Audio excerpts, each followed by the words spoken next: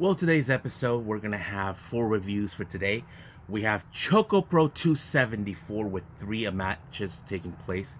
We're also going to continue on with more with New Japan Pro Wrestling. We're going to focus on, of course, the Super Junior Tag League. And this is, of course, where we find out who will make it to the finals.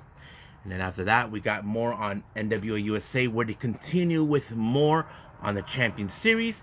And then finally, there's going to be an AEW special show they posted out today on YouTube. And of course, we're going to talk a little bit more on the Unagi Sayaka watch. As you guys know, there was an interview that was conducted by Scott E. Wrestling from Fightful Select. So we're going to talk a little bit about that. But also, relating to Unagi Sayaka, she went on Instagram Live and she talked about certain promotions the overseas that she would like to go and wrestle at. So, let's get ready for another episode of Deleted Wrestle Zone.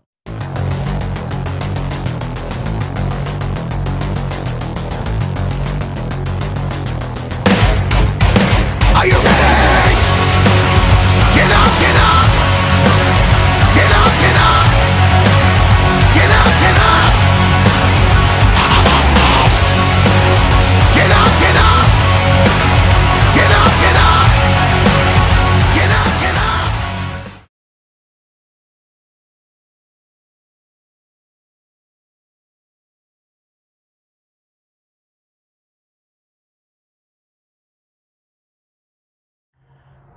Welcome everybody to Deleted Wrestle Zone. All things that is pro wrestling with AEW, NXT, New Japan Pro Wrestling, Impact Wrestling, the National Wrestling Alliance, various promotions, wrestlers, matches, and championships.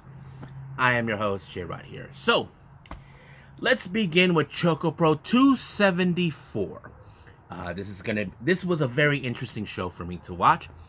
We opened up with a singles competition. We have Masahiro Takanashi taking on a new wrestler I never heard of, but he seems like a very interesting wrestler to follow. His name is Sebastian Dwight. He's from a promotion called Dream. I'm going to presume they're not originally, I think he's an overseas wrestler. And I have to say the match was pretty interesting because I never see anything like this guy. But I like how Mei Shiruga in her commentary section, since she was doing commentary, saying that Sebastian is very clever. And he was being clever with Masahiro Takanashi. Now, you know Masa how he is. He's smart, he can be a bit aggressive, he knows how to find ways to outmaneuver people. But Sebastian Dwight, he's more clever than that.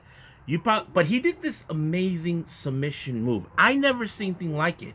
That could have been the X factor that could have helped him win the match, but no. Apparently, Masa pinned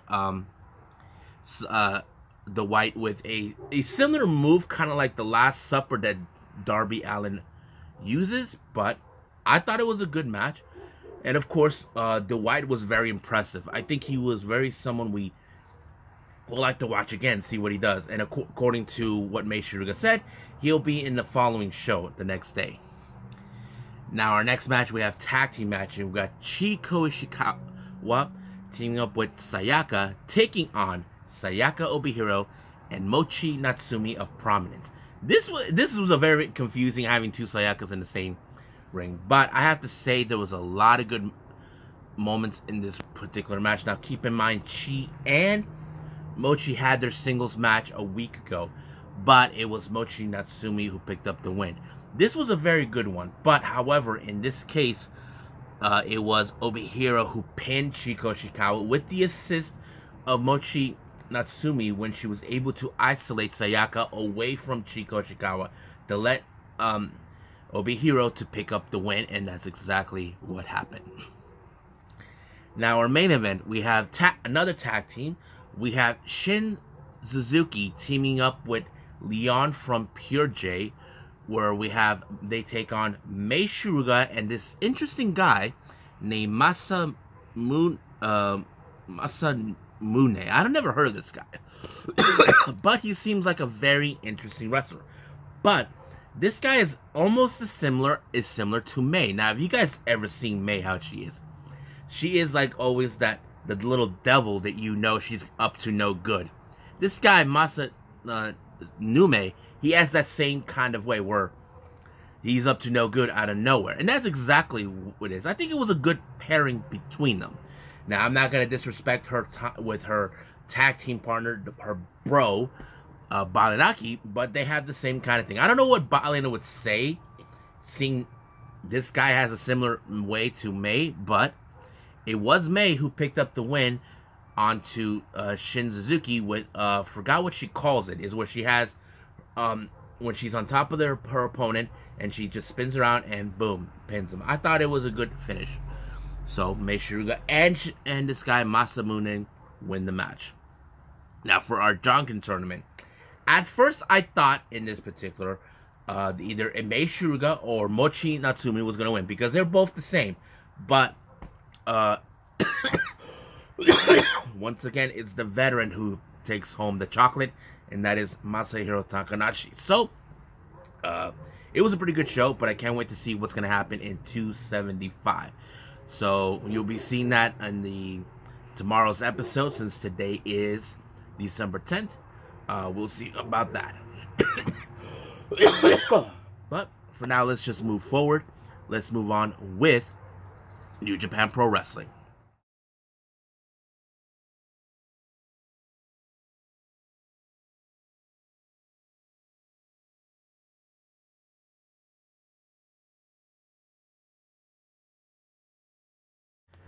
Okay, New Japan Pro Wrestling. Now, we're going to focus on the Super Junior Tag League matches. Now, I want to make sure everybody knows we're right now in the final stretch. Who will walk out as the participants in the finals of Super Junior Tag League? Now, our opening match, of course, we go from the lower people of the card. We have Kushida and the Jet, Kevin Knight, taking on the Flying Tigers, Tiger Mask, and Robbie Eagles. Now, some of you would have assumed that this match would have fallen to favor with the Flying Tigers, but to be honest with you, I was so impressed how this match was, because as you know, Kevin Knight, he is still a young lion, has a lot to learn, but I think this was one of the biggest matches of his career, and not to mention a big upset, because in this perspective, he did a very big DDT onto Tiger Mask. 1, 2, 3, upset. He pinned a legend. I have to say that was awesome. So this would be something on his repertoire, on his reputation, that he pinned Tiger Mask, and I think that's a good thing. So, but however, I don't think these guys did not win go to the finals. Give me a second.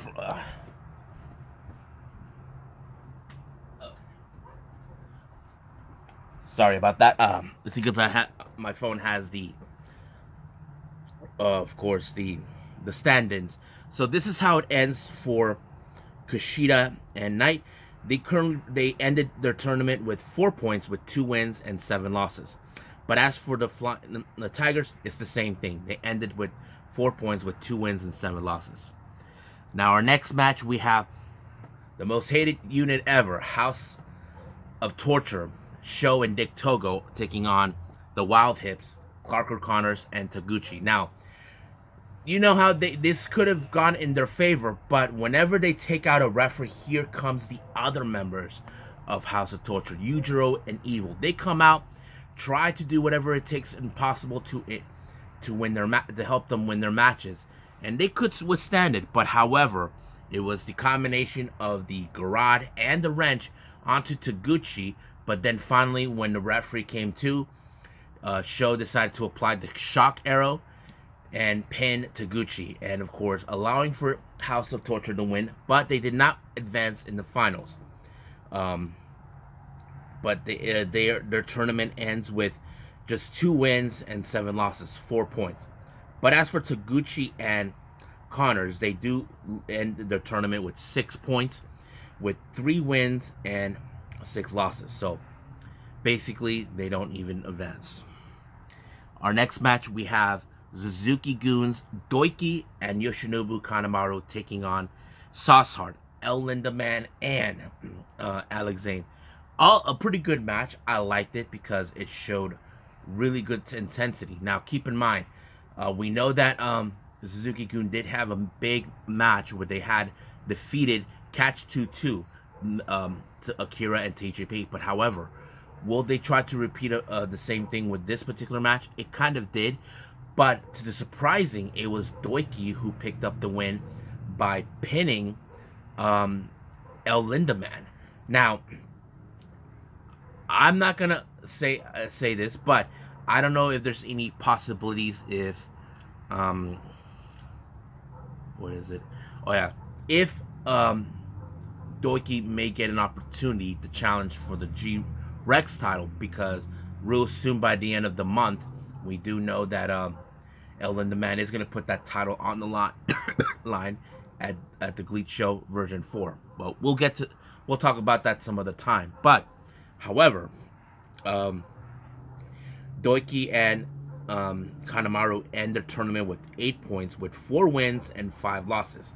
Now, as for Alex Zane and El Lindaman, they end their tournament with 12 points, with 6 wins and 3 losses. Not bad. They could have gone to the finals, but it did not. Now, our next match, we have LIJs, Titan and Bushi taking on Chaos, Leo Rush, and Yo. Now, these are 2 teams most likely that could win to the finals. Now, this particular match, it was more like breaking the tie. The reason behind that, I mentioned before, there were 5 teams currently who, in fact, had 12 points. I did mention Sauce Heart was amongst them. So, I thought it was a pretty good, intense match because it showed who could walk out as the winners.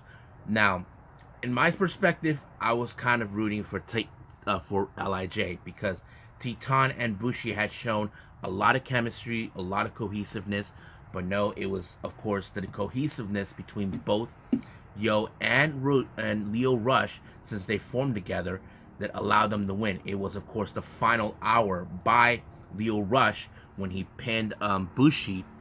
1, 2, 3 is over. But however, because of this match, how it ended, it was announced that Chaos, Leo Rush, and Yo are now in the advance to the finals. This match have punched their ticket into the finals. So they end with 14 points, with 7 wins and 2 losses.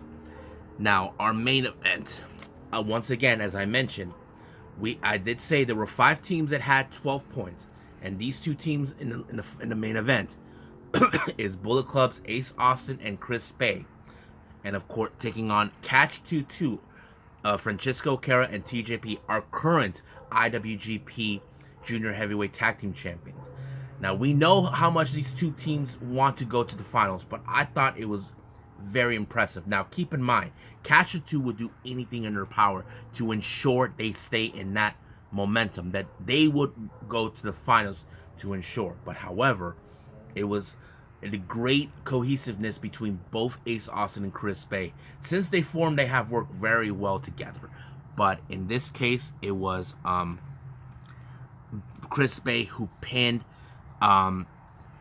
Akira in a different fashion. The Art of Finesse did not work, neither did, of course, the Fold. So they had to think outside the box, and that kind of helped them win. But because of this, they won the match. They also punched their ticket to the finals, where they ended with the same thing, 14 points with 7 wins and 2 losses. So now we know in this particular case that's going to be in the finals, we got Chaos, Leo Rush, and Yo taking on Bullet Club's Ace Austin and Chris Bay. Who will walk out as the champions? Well, we just gotta wait and see until that day comes. So I think we're ended right here. Let's move on with NWA USA.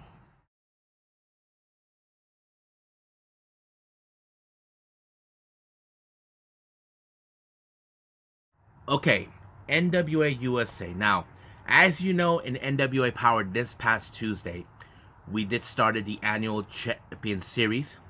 We already had our first round matches that took place, and we only have 4 teams involved. We have Team Great, which is led by Zion. Team Fixers, led by Jay Bradley. Wrecking Ball is the assistant team captain. We have Team Tyrus, led by Tyrus, and of course, Team Brickhouse, led by Camille. Now, our first match that we had we're still doing the first round matches. So we have Angela Love representing Team Great, taking on Kylan King, who's representing Team Fixers. Now, this is a first-time meet for these two ladies. They have never come across together before, but I have to say now, many people would have presumed that in this particular match, Angelina Love would walk out since she has more experience than Kylan King. That would have been the X factor, but no.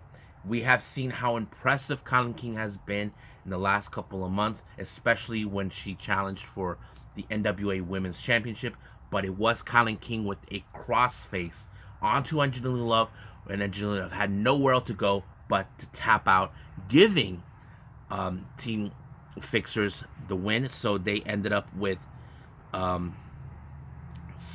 6 points, giving them the total of 8. So that's a pretty good moment. Now our next match, we have two women, another women's match. This time we have Misa Kate, who's representing Team Great, and she takes on what's her name, Marty Bell, representing the Fixers. Now this practically match, you would say, in your honest opinion, Marty Bell would win this one since she has more experience. True, but however, Misa Kate, playing the cocky one in the group in the match, kind of did. But things did not go well for Marty Bell or for Team Fixers, because the match ended with a countout. Now both ladies were outside of the ring while the ref was counting. Misa Kate hauled ass back to the ring, but however, Marty Bell did not make it back in time. This gave, of course, Team Fixers Team Great 2 extra points, giving them the run of 8 points. So that kind of sets in right there. Now our next match, we have Allison Kay and Kayla Cassidy representing Tyrus, taking on Samantha Starr and Maddie Rinkowski of Team Brickhouse. Now, in this entire moment, we have seen that there was no cohesiveness between both Kayla Cassidy and Allison Kay. So they're bickering the entire time. This looked bad for Team Tyrus in every aspect.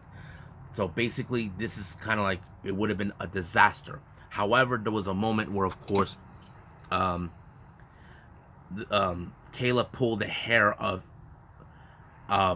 Samantha Starr, giving her 1 point to Team Brickhouse, which led to, of course, 6 points, 7 points from there. But however, it did continue on and on and on, and then finally it ended with, of course, with a time limit draw, leaving them with 10 points. So however, it did say that Fixers were out of this whole thing. But because of this, it also gave the opportunity who was going to walk out in this particular match. Now we do see, but as I failed to mention, Team Great are still alive, so they advance to the finals.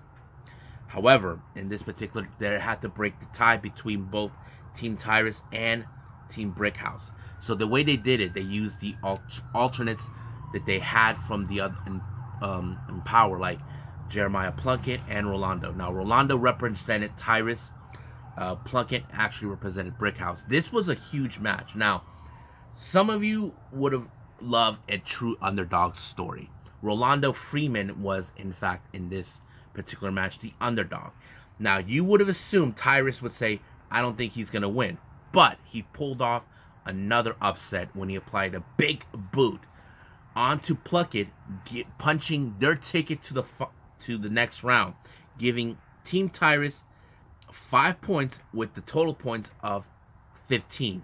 So that means that Tyrus and Team Great will be in the finals. But Tyrus, what I liked about this match is when, after the bell, Black G's was telling him, like, hey, Rolando won. He's like, huh? What? Really? And I thought that was a great reaction, because it showed, yes, Rolando is short. He looked weak, but don't count out on the short people. And I think that tells us maybe Tyrus underestimated Rolando, even though he doesn't like him, but he did his job to represent Team Tyrus. So now we know in the next round we're going to see matches between Team Great led by Sion, versus Team Tyrus led by Tyrus. So we have two members of the Austin of the Idolmania Sports Management. So this is going to be a good clash. I'm looking forward to it. So let's move on to AEW Elevation Special Episode.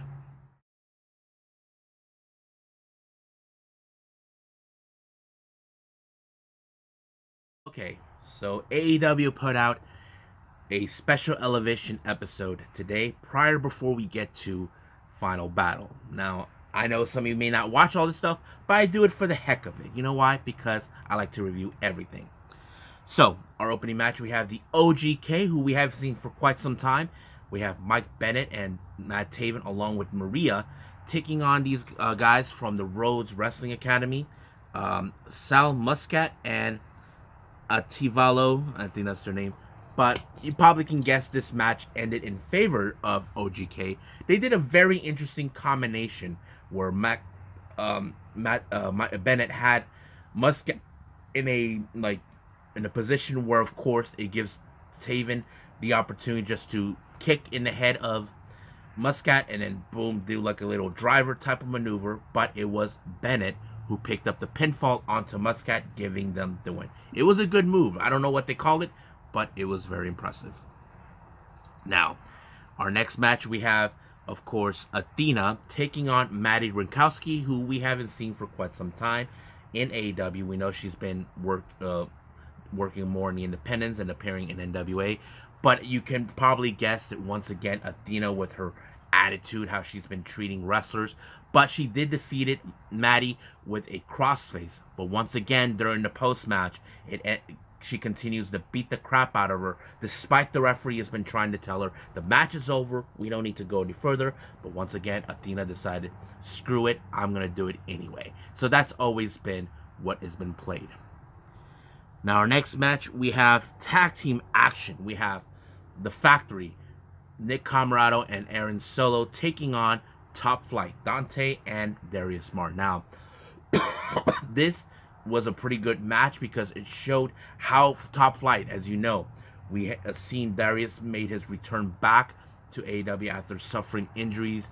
Last year, it was like this kid couldn't take a break, but now he's back, and I think it showed a lot. But what I did like about this match is how they were able to pick up the win. Now, there was a moment where, of course, Darius had Aaron Solo in a German suplex maneuver, but Aaron was able to grab the hands of Camarado to ensure he doesn't get pulled. But unknowingly by them, Dante pulled off a nosedive that broke them away from each other to give Darius a roll up onto Solo. 1, 2, 3, they pick up a good win. We know that these guys are the future AEW World Tag Team Champions when that day comes, and they still continue to impress us even to this day. Now, our final match, we have Juice Robinson taking on Hagane Shino, who I mentioned many times from Got to Move, DDT Pro Wrestling, Big Japan Pro Wrestling. As always, he gets a standing ovation. Now, as you know, Juice Robinson, his one focus at this point is the Ring of Honor World Television title. He wants to dethrone Samoa Joe. But here's the interesting factor of this match. Hagane is a very short, very skinny dude. He is not a big individual. But how would this factor for him when he walks into Final Battle to Samoa Joe? Well, I don't think it mattered to him. Opponent is an opponent. That's how I think it is. But Hagane, they try to pull off some maneuvers in order to pick up a pinfall.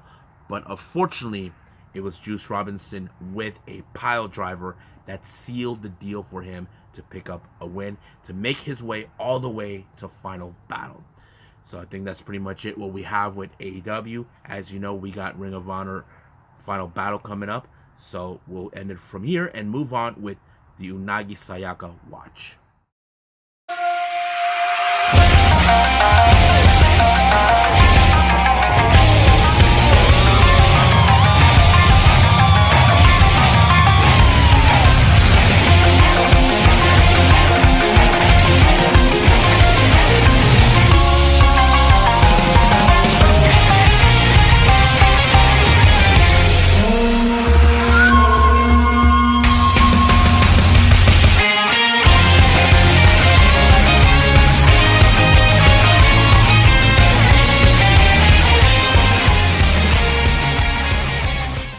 Okay, the Unagi Sayaka watch. So let's talk about some developments we've been hearing about Unagi recently. Um, as you know, I mentioned about 2 days ago, there was a special interview that was made by Fightful Select's Scott Edwards from them. He conducted an interview with Unagi Sayaka. The translation was made by Dana, who's been doing a lot of translation for us fans. He has a special vlog, so he did a good work into the response of Unagi from, and he had Chiyoko Sakura, who did the translation to the questions to Unagi. So, of course, the simple questions is has she's ever watched wrestling? According to what Unagi said, she never even watched it, not even once. She just jumped into it, she's willing to admit that she's impulsive, but she said that she does wrestling at the best of her abilities. And I think that's a good, honest question from her because, we did mention several times Unagi is a very unorthodox wrestler, and there's nothing wrong with that in whatsoever. They did ask her about her influence as a wrestling influences. She mentioned 5 wrestlers that, as she called the how do I say? She mentioned those guys. Let me pull it up. Yeah, here she calls them the 5 kings in her words. There's of course Matsuhara Misawa, Toshiaki Kawada, Hiroshi Hase, Keiji Muto, and Hiromichi Fuyuki. So those are like the wrestlers that kind of influenced her since she stepped into the wrestling ring. They asked her why did she join wrestling. For no reason, but she just decided, to give it a shot. Even though when people told her because of her age, she entered the wrestling business at the age of 30. People told her to give it up, but she refuses to listen to people, and that shows a lot of character about her, knowing that screw what other people did. This is about her life, her dreams, her motivations. That's something I did like to hear about her. They even asked her about her relationship with Tam Nakano. Keep in mind, Tam Nakano was the one who brought her in to be part of the Cosmic Angels. She did mention she's near to her. She is. She said that she felt so many emotions in her matches. She doesn't see. She said that she doesn't act like a leader-ish type. It would make sense, but Tam does the best of her ability as a leader. But she did say that she is the most absolute, lovable, horrible, best woman. And, there's more of that. But she did say that she's proud of everything she's done, not to mention her 7-match series, which is cool. She did talk about maybe going overseas. Like, she would like to wrestle overseas. Now, let's talk about that a little bit. Now, she went on her Instagram Live, as always. Someone was kind enough to translate what she talked about. Some guy on Twitter, I forgot his name. Someone questioned her which promotions she would like to go to wrestle at overseas, and this is what she responded. GCW. I don't know, but that's interesting that she Ring of Honor. That's a definite plus. AEW, British promotion, Pro Wrestling Eve, and of course, I don't know about this one, NXT. Now, I know some people will say NXT is not that simple, and all this other that. I'm not. They don't take any freelancers at all. That's how we roll. But I think I was most surprised with GCW. I don't know if she watches GCW, but it's very interesting to hear something like that from her. But I have to say the promotions she would like to wrestle overseas, I'm very impressed how she talked about them. But yeah. I forgot she does have some. So just to let you guys know, for Unagi, she does have some upcoming events taking place. Don't forget, she will be at Stardom at the 29th, teaming up with Mina, where they take on Mai Sakurai and Tekla. But she does have a match with Chihiro Hashimoto on the 23rd, again, at Sendai. And I know she does have a Marvelous event taking place later on this month. So I think that's pretty much it with the Unagi Sayaka watch. So I believe it's time to call it a day. Well, I hope everybody enjoys this episode. me reviewing ChocoPro, New Japan Pro Wrestling, NWA USA, and of course the special episode of Elevation by AEW, and not to mention talk more about Unagi Sayaka, with her interview and the promotions she talked about where she wants to go overseas. There's a whole lot. Now keep in mind, today is the 10th of December. We do have 2 wrestling shows, big ones. We have NXT Deadline and Ring of Honor Final Battle. I will do the best of my ability to hopefully watch both of them. If not, I'll just watch one or the other. But also, we cannot forget New Japan Strong with more of Detonation. I believe we're entering in week 2. And that will be the next episode. That one will not be uploaded until the following day on the 11th. And I'll be doing another episode after that. And I think that's pretty much it for everyone. So, I will see you guys in the next DWZ time. Same DWZ channel. I must bid all of you adieu. So, goodbye. Mwah. And have a nice day. Bang.